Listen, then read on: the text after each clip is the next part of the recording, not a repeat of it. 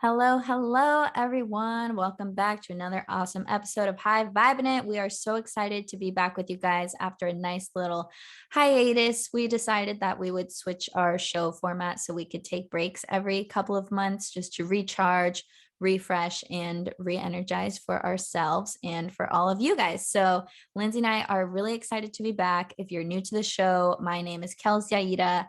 I'm an author, a blogger, coach. I help people to own their power and win at life, specifically through the mediums recently of manifestation, self love, releasing resistance, emotional healing, all that jazz. And Miss Lynnsey Robinson, my bestie here, is an amazing hypnotherapist. So we love helping you guys. And that's why we Hang created this on. show. And we You love got like talking a lot. 5 sentences of what you do, and you're like, "Yeah, and Lindsay's a hypnotherapist, so let's go." So explain to the people what I know. hypnotherapy It is is. a little bit like you kinda have to put it in your own words. But hypnotherapist, I would say I'm like I don't know, I try to call myself like an intuitive hypnotherapist because hypnotherapy and hypnosis is like a little pie slice of what I do, but, we there's a lot of spirituality included in what I do. I always like to say, like, me and Kelsey basically do the same thing. I have a little bit of a different approach, but and I don't have any books, okay? So I don't have any books yet, but it's coming down the line. And so she's the author. I'm the coach. Kelsey also is a coach. We were very similar, but we have different modalities. So we're just here to help you and help you live your best life and all that stuff. So I don't know. Is that good enough? Yeah. Is it good enough for you? My description wasn't good enough. So whatever you want to Your get in there. description was she's a hypnotherapist. Let's be fair, is actually very true. I am a hypnotherapist.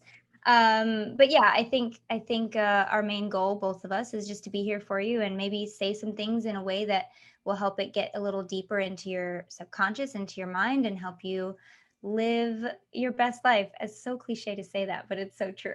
No, it's not. It's awesome. Live your Everybody best wants to life. live their best life, and everyone should just Yeah. admit that and then go for it. The world would be a much easier place about it. So, today, in the spirit of living our best lives, we wanted to share with you guys some of the like recent epiphanies, breakthroughs, and like life Yes. lessons that we've been going through because, you know, if you're listening to this podcast, you're probably a vibrational match to some piece of information that's going to be spit out today, and I'm sure that everything that we're going through and realizing and adjusting to and changing will be helpful in your guys' life. So before we hopped on, Lynnsey and I just made a couple notes of like recent life lessons that we've learned, and we want to kind of go through them and talk through them with you guys. So maybe I'll ask you, Lynnsey, first, like, what's one of the things that came to you that's been like, I don't know, a beneficial shift or something you've been learning recently?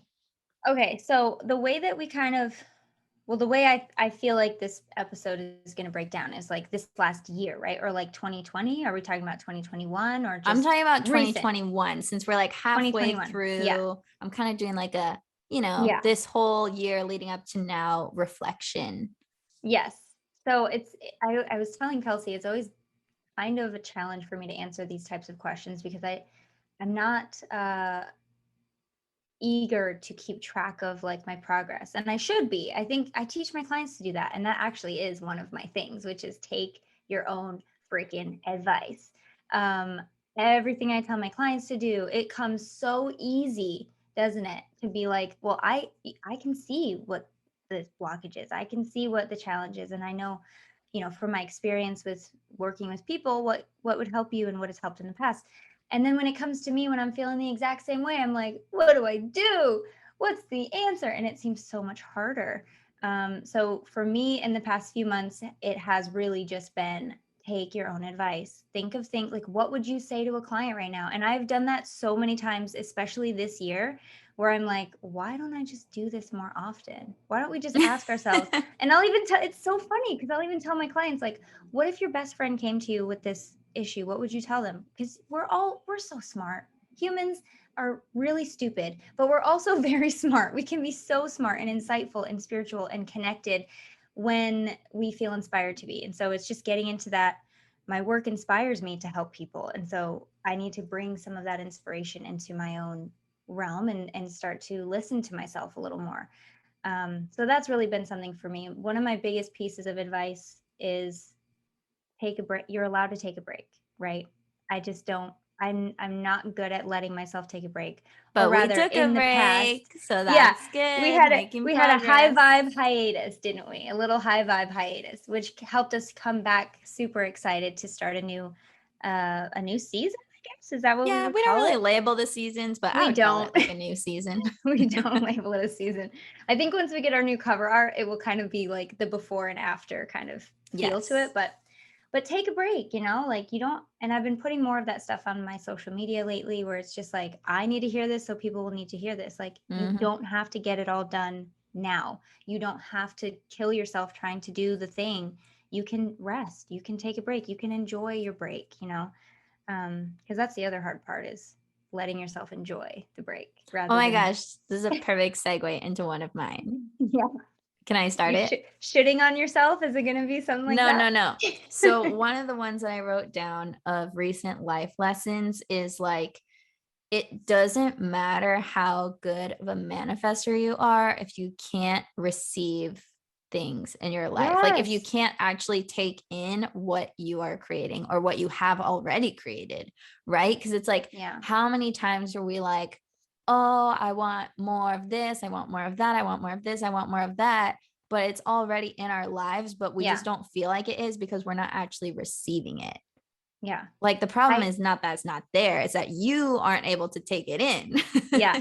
I was having this conversation funnily enough with a client last 2 weeks ago. And I said, and I think we should all do this real quick, okay? I said, think about who you were 10 years ago, 20 years ago, 5 years ago, 1 year ago, wishing for what you wanted. And now look around at your life and tell me that it's not almost exactly, of course, we're always in progress, but almost exactly what you never would have believed you would be, that would be possible for you. If I look back 10 years from now and I told myself, hey, in 10 years, you're going to have 3 beautiful boys, happy marriage, a big, beautiful house that you get to create and design yourself and remodel exactly what you want.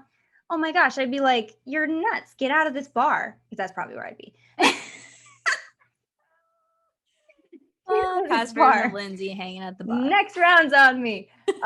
No, but I don't know, probably 26. I don't know if I'd be in a bar by then, but like, never really do that. I especially, and I know Kelsey and I both are very ambitious people. We're never fully satisfied. And I think to some degree that's pretty healthy. You're always looking to the next goal and the next goal. However, I definitely am one of the people that needs to take a moment and just take stock of what I've accomplished and look at what I've done. Look at what I've been able to do. This is the life I dreamed about at one point that I never thought could be possible for me. And I'm literally in the moment looking to the next moment.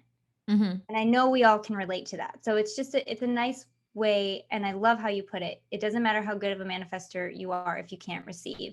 And if you can't recognize that magic is happening all around you all the time, um, then you're going to be in this state of push and pull for the rest of your existence. And nobody really wants that.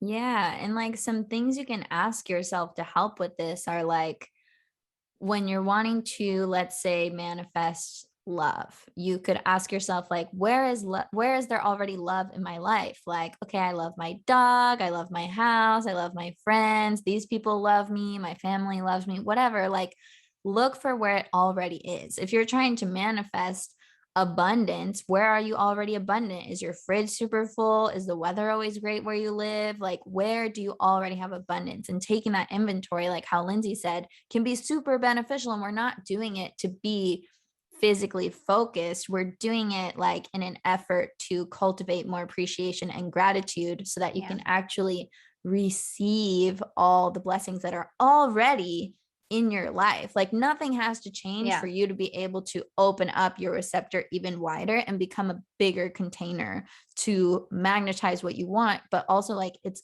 partially usually already there. Yeah.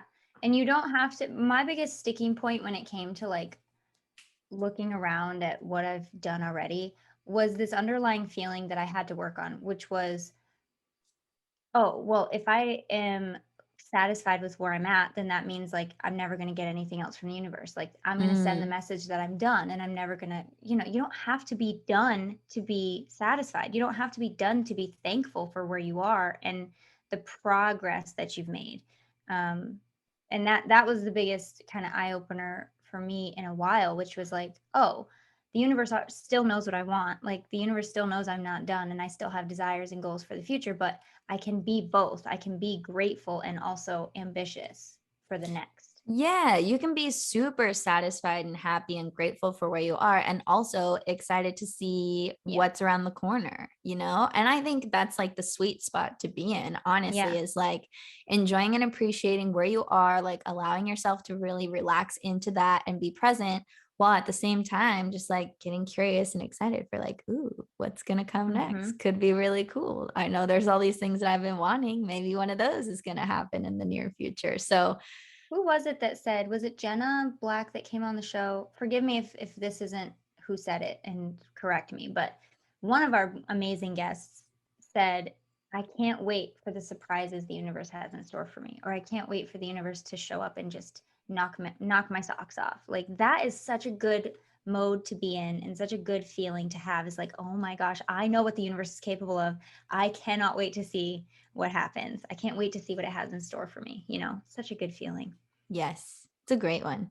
That feeling of like excited anticipation where you're like, ooh, it's about to get good. But then if you're like, ooh, it's already good and it's about to get better, that's like the Yeah. best. Oh my God, real quick. I don't know if we should save this for the Patreon, but it's a really cute, tiny little story that Abel told me yesterday about how he manifested from me.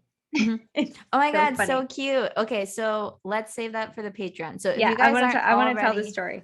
on the Patreon, make a note of it so we don't forget. Yeah. If you guys aren't already on the Patreon, you can join us at patreon.com/high vibe. That's where our VIP fans are to listen to extended versions of the episodes and get to know us even better, because sometimes we hang out with you guys, we pull cards at the end of episodes, all that jazz. So yeah, that's my little Patreon plug.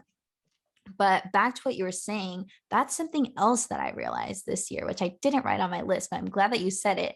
And I feel like I never really understood the power of like being in a healthy unit, and like how now it's like my boyfriend is an extension of me. So a lot of my manifestations have been coming through things that he's doing. Yeah. Right? It's so Yeah. crazy. Like if I'm like, oh, it would be really cool, like if this happened and then he does something where it happens through him and now it's for Yeah. both of us to enjoy, and I'm just like, dang, that's so cool. Like It's it's such a really fun, cool.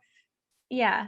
I was going to say it's really cool how the universe resources the people around us, which is just like a reminder that you don't have to do it all by yourself. Yeah. It's just, I'm not going to get into the story because I'm going to save it. It is a good one. But it was something that I said, and he goes, hang on.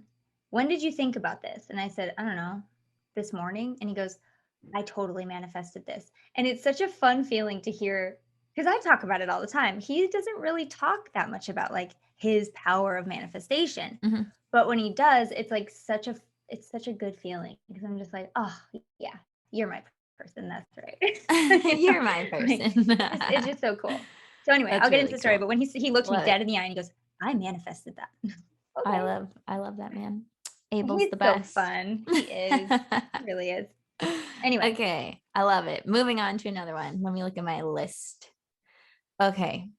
So something that's been coming through really strong for me actually in my writing too and in my teachings, but really like this is for me also, like how you were saying we always like teach the things that we need the most, Yeah. is staying flexible, like the importance of staying flexible and not limiting how things can come to you, Mm-hmm. because it's really none of your business to know how it's going to happen. Yeah. And um I was chatting with Sarah Ashley Wheeler, who we had on the Mm-hmm. show, and she mentioned that like, oh, I always just ask how I did it after I did it. And I was like, that's a really fun way to look at it. Like, okay, I'll just be curious about how it's going to happen and look at it after it's already happened, Yeah. because I don't need to be in charge of the how. Because how many times do we say like, oh, this is what I want, but I don't know how to do it, or this is Yeah. what I want, but it has to come through this channel or this avenue or these steps. Yeah. And that's just so, one, it's frustrating, which isn't helpful. And two, it's limiting if you're like, hey, universe, this is what I want, but you can only give it to me in this way. When the Yeah. reality is the universe has an infinite amount of ways that it can get you something. And the universe being broader of a perspective and much bigger and more resource than you as an individual can redirect your life, can redirect circumstances, can bring people together, can move things around in ways that you can't even conceive or fathom. And to push it even further, I know we've talked about this before, but think back at any situation that happened in your life that worked out differently than you thought it would and better.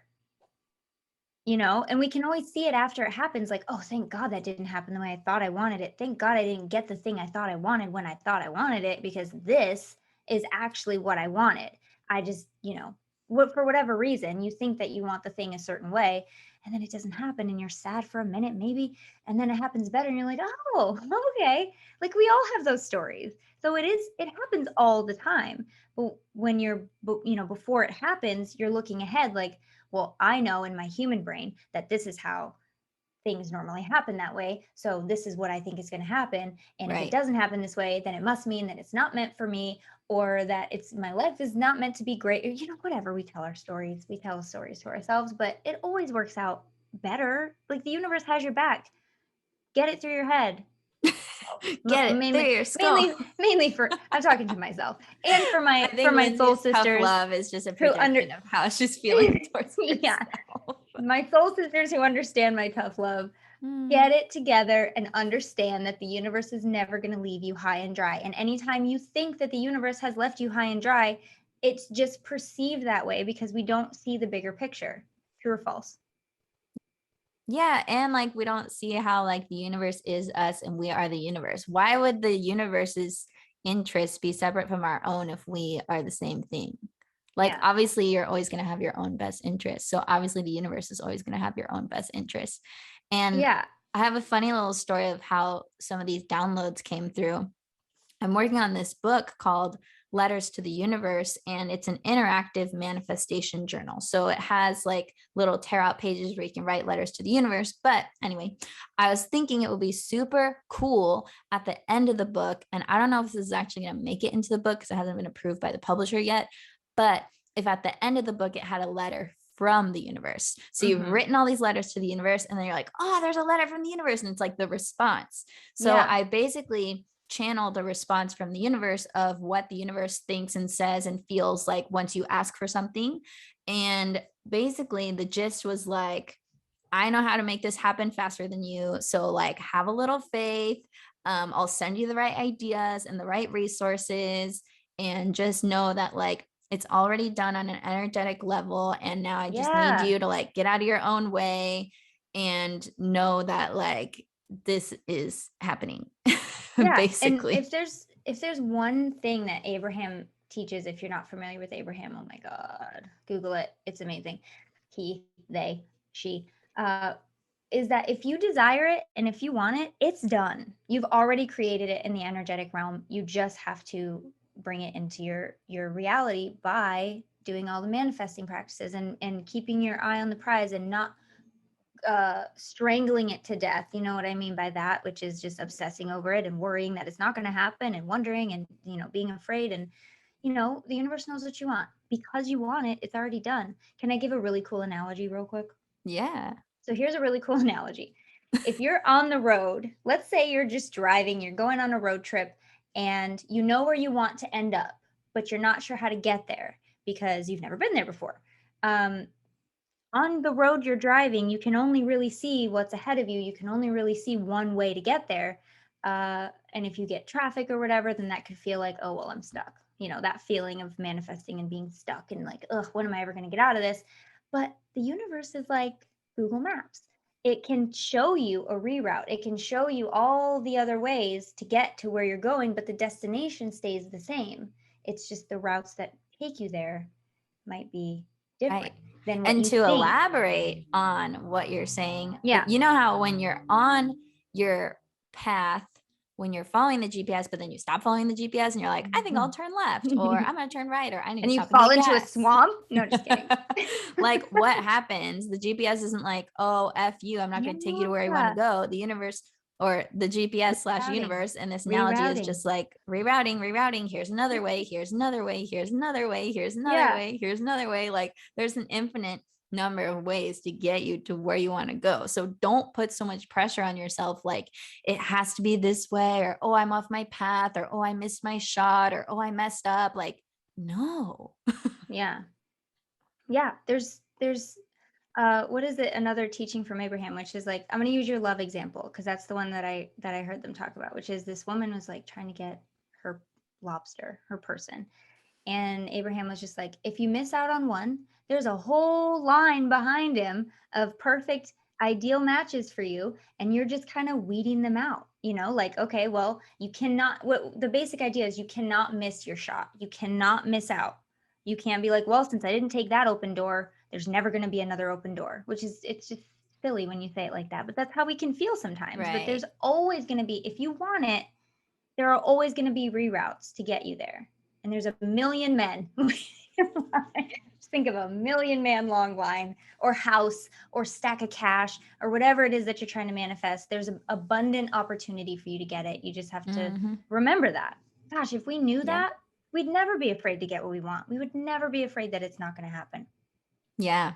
And the other thing that came through in that letter that I channeled as a response to like our desires and wishes was a super strong message of like, I want what you want, and you wanting it is you expressing me through you, and your desires are my way of expanding. So every time you have a thought or desire to create something or experience something, that's like me living vicariously through you and creating expansion of the universe. Like thought and desire leads to expansion.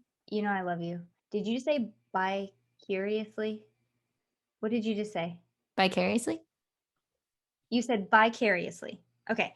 Vicariously. I thought you said vicuriously. And I was like, okay, maybe vicariously. Okay. So you're living vicariously through. Okay. Yes, I'm with you. You know how I get hooked up on these words. Someone said pillow mist, and I had a whole thing about pillow mist. Do you remember that? Oh, that hasn't aired yet. It will today, last week, sometime. Pillow mist. Oh no, it did air. That was with Lorraine. Yeah, that one already aired. That was the Green Beauty episode where you got a little hung up on the pillow mist. I get so hung up. I can't help it. It just threw me for a loop. Okay, go for it. Sorry. But anyway, so basically the universe was saying like, when you have desires, that's how the universe expands. So keep wanting. And it's in my best interest as a universe for you to get your desire, because that makes space for you to desire more. Right. So you want something and then you get it. And then that creates another opportunity to want more, or want it better, or want it different. And that creates more expansion. So it's this ever evolving like game and symbiotic, I don't know if that's the right word. It is. Relationship for like your desires are actually serving the expansion of the universe. So don't be shy and don't hold yourself back, and don't feel like bad for wanting. Like that's the worst thing that I hate about some spiritual traditions. And even if you look at like Buddhism, like all desire leads to suffering. Like no, desire we have a whole episode about this. Desire in and of itself is not what causes people suffering. Desire is the most natural, normal, expansive, spiritual, human thing that we could experience. It's just that like not being able to attain your desires can cause a lot of suffering. Your expectation on your desire will cause suffering. And if you think your desires are wrong, or you make yourself bad for wanting them, that's going to cause suffering. Or if you feel like your desires are never going to happen for you, that's going to cause suffering. So it's the meanings and the labels and the thoughts that we attach to desire that cause suffering around desire, but it's never the actual desire itself that's causing you suffering. So I wish that we could all just stop making an enemy of desire and just embrace our nature of desiring things. Yeah. It's not we didn't come here to just like settle for whatever. Yeah. We came here to make new stuff and experience new things and switch it up. Hello, Age of Aquarius. Yes. I love that. When does that happen? Are we already in it? It's kind of like transitioning. Yeah. It's been basically transitioning since that big like Christmas star thing that happened at the end of last year, where Saturn, was it Saturn and Mhm. Pluto were conjunct or something? Or Saturn and Didn't it Jupiter? also I don't happen remember. in 2012 too?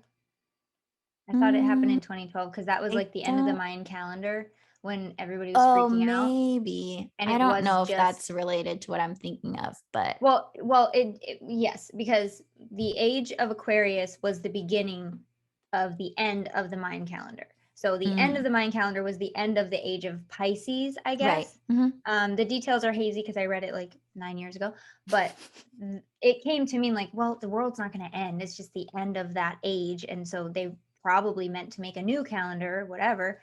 But yeah, I also know that it goes like in and out of different ages. Like it never stays for very long. I don't know. Well, we're going to be But in the age of Aquarius for the next like couple thousand years, I think. So for the rest of our lifetime, it's going to be age of well, wait, Aquarius. but then didn't that already happen? I don't know. We'll have to do more research. But the age of Aquarius really is Clearly, about we are not astrologers. we're not. But I know that the age of Pisces was the one before, and Yes, it was. that was like for very very general general basis, which was looking outside for the power, like worshiping religion, that sort of thing. And the age of Aquarius is more like looking inward for power. It's more like becoming your own kind of oracle in a sense.